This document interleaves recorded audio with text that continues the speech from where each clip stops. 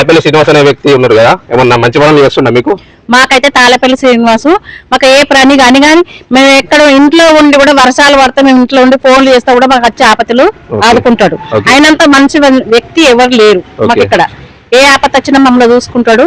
ఆయన మాత్రము ఎలా తల్లి దయవన్న మాత్రం ఆయన్నే కోలుకొని పైకి రావాలని కోరుకుంటున్నాను నేను.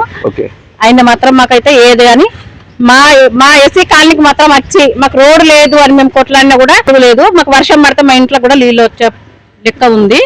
మాకు బాగా కష్టంగా మేము ఉండగలుగుతాం. మాకు ఇంతకు ముందు మట్టి ఓపించండి ఆయన, ఇప్పుడు కూడా మాకు రోడ్డు ఓపిమని మేము కోరుకుంటున్నాము. నాకు పార్టీలతో నాకు ఏ సంబంధం లేదు.